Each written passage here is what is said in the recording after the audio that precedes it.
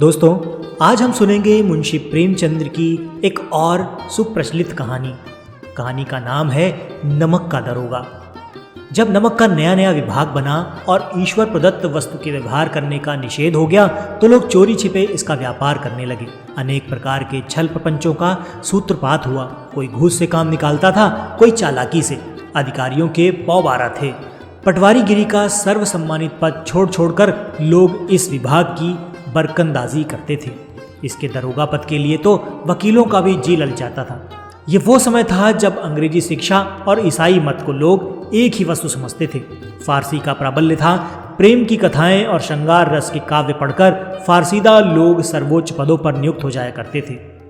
मुंशी वंशीधर भी जुलेखा की तरह कथा समाप्त करके सीरी और फरहाद के प्रेम वृत्तांत को नल और नील की लड़ाई और अमेरिका के आविष्कार से अधिक महत्व की बातें समझते हुए रोजगार की खोज में निकले।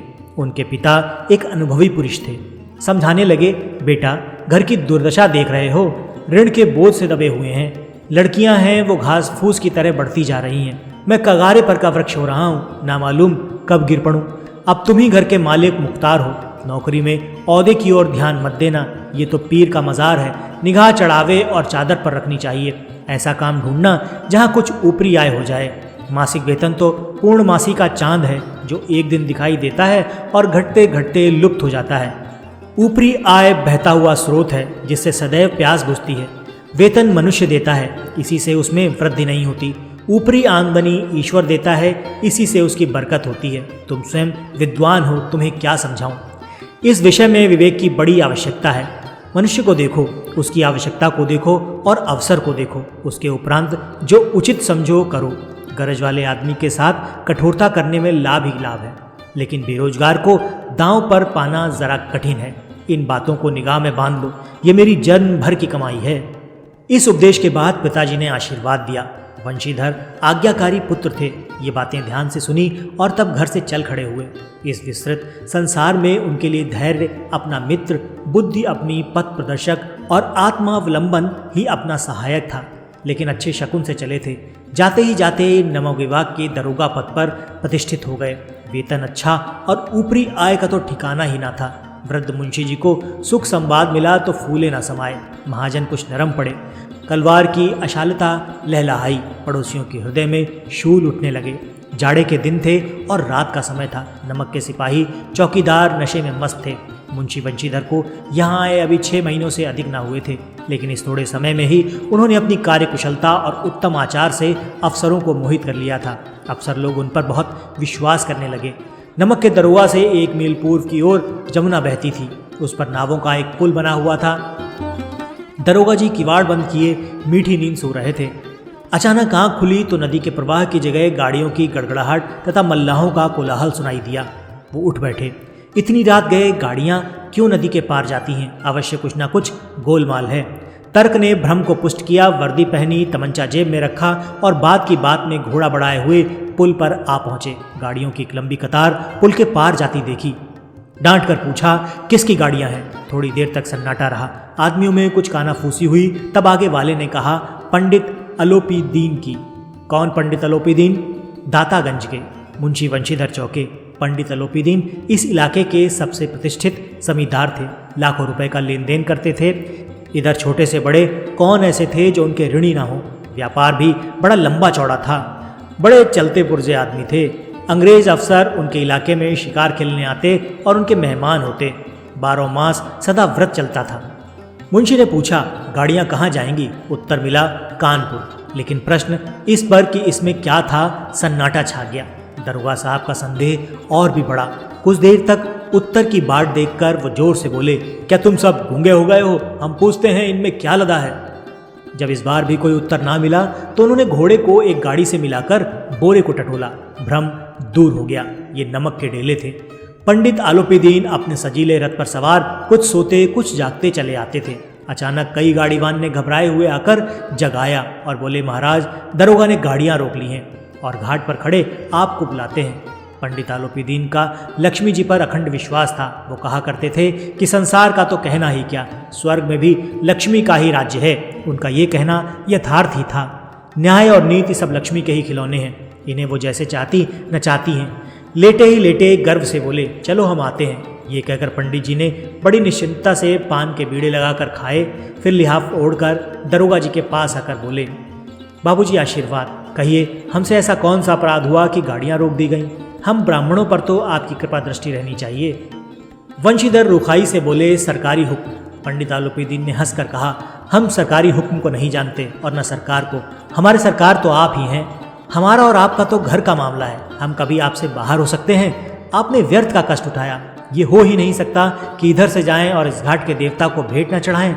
मैं तो आपकी सेवा में स्वयं ही आ रहा था। वंशीधर पर ऐश्वर्य की मोहिनी वंशी का कुछ प्रभाव न पड़ा। ईमानदारी की नई उमंग थी। कड़क कर बोले, हम उन नमक हरामों में नहीं हैं जो कौड़ियों पर अपना ईमान बेचते फिरते हैं। आप इस समय हिरासत में हैं, आपका कायदे के अनुसार चालान होगा। बस मुझे अधिक बातों की फुर्सत नहीं। जमादार बदलू सिंह, तुम इन्हें हिरासत में ले चलो, मैं हुक्म देता हूँ। पंडित आलोपीदीन स्तंभित हो गए। गाड़ीवान में हलचल मच गई। पंडित जी के जीवन में कदाचित ये पहला ही अवसर था कि पंडित जी को ऐसी कठोर बातें सुननी पड़ी। बदलू सिंह आगे बढ़ा, किंतु रोब के मारे ये साहस ना हुआ कि उनका हाथ पकड़ सके। पंडित जी ने धर्म को धन का ऐसा निरादर करते कभी ना देखा।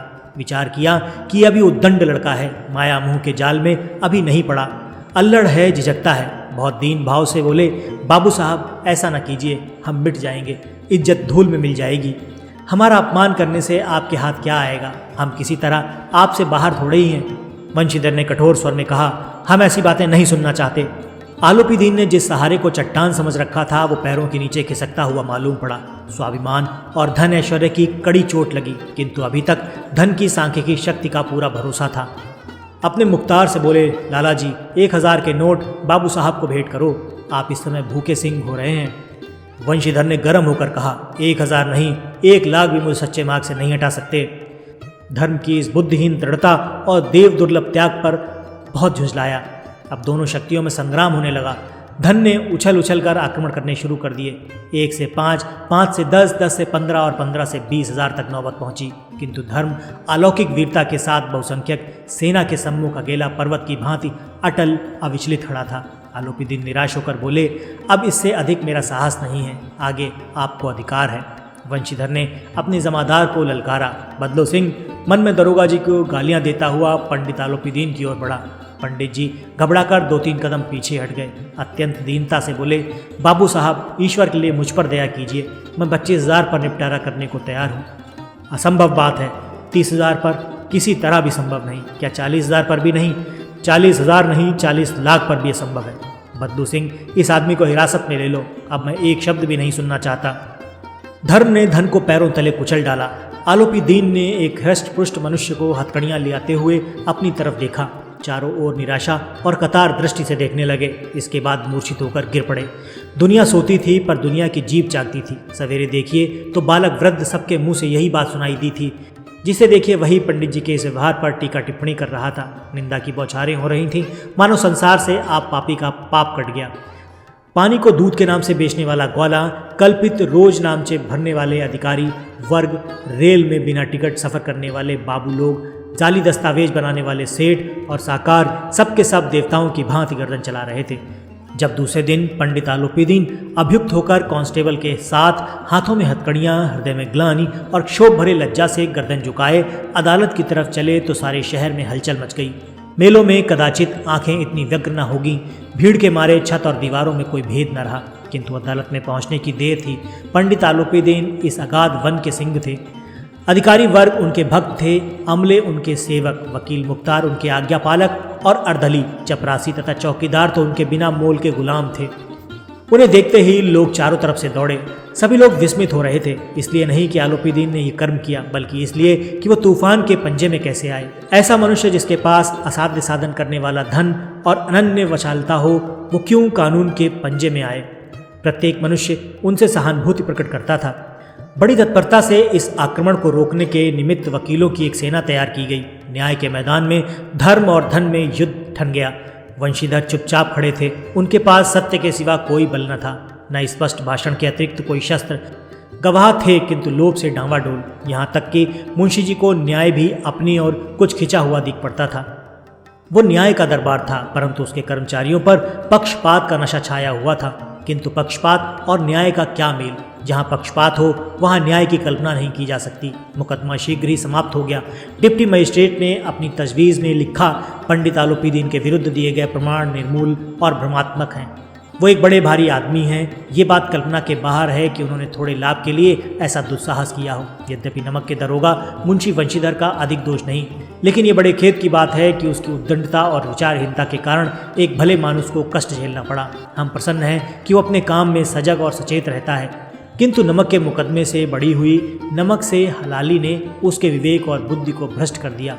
भविष्य में उसे होशियार रहना चाहिए। वकीलों ने यह फैसला सुना और उछल पड़े। पंडित आलोपीदीन मुस्कुराते हुए बाहर निकले। स्वजन बांधवों ने रुपए की लूट की। उदारता का सागर उमड़ पड़ा। उसकी लहरों ने अदालत की नींव तक हिला दी। जब वंशीधर बाहर निकले तो चारों ओर उसके ऊपर व्यंग बाणों की वर्षा होने लगी। चपरासियों ने झुक झुक कर सलाम किए, किंतु एक समय एक कटु वाक्य, एक एक संकेत उसकी गर्वाग्नि को प्रज्वलित कर रहा था। कदाचित इस मुकदमे में सफल होकर वो इस तरह अकड़ते हुए न चलते। आज उन्हें संसार का एक खेदजनक विचित्र अनुभव हुआ। न्याय और विद्वत्ता, लंबी चौड़ी उपाधियां, बड़ी बड़ी दाढ़ियां, ढीले चोगे, एक भी सच्चे आदर का पात्र नहीं। वंशीधर ने धन से बैर मोल लिया था। उसका मूल्य चुकाना अनिवार्य था। कठिनता से एक सप्ताह बीता होगा कि मुअत्तली का परवाना आ पहुंचा। कार्यपरायणता का दंड मिला। बेचारे भग्न हृदय शोक और खेद से व्यथित घर को चले। बूढ़े मुंशी जी तो पहले से ही कुड़बुड़ा रहे थे कि चलते चलते इस लड़के को समझाया था, लेकिन इसने एक न सुनी। सब मनमानी करता है। हम तो कलवार और कसाई के तगादे से हैं। बुढ़ापे में भगत बनकर बैठे और वहाँ बस सुखी तनख्वाह। हमने भी तो नौकरी की है और कोई ओहदेदार नहीं थे, लेकिन काम किया, दिल खोल कर किया और आप ईमानदार बनने चले हैं। घर में चाहे अंधेरा हो, मस्जिद में अवश्य दिया जलाएंगे। खेद है ऐसी समझ पर। पढ़ना लिखना सब अकारत गया। इसके थोड़े ही दिनों बाद जब मुंशी वंशीधर इस दुरावस्था में घर पहुंचे तो बूढ़े पिताजी ने समाचार सुना तो सिर पीट लिया। बोले, जी चाहता है तुम्हारा और अपना सिर फोड़ लूं। बहुत देर तक पछता पछता कर हाथ मलते रहे। क्रोध में कुछ कठोर बातें भी कहीं, और यदि वंशीधर वहां से टल न जाता तो अवश्य ही क्रोधी विकट रूप धारण करता। वृद्ध माता को भी दुख हुआ। जगन्नाथ और रामेश्वर यात्रा की कामनाएं मिट्टी में मिल गईं। पत्नी ने कई दिनों तक सीधे मुंह बात तक नहीं की।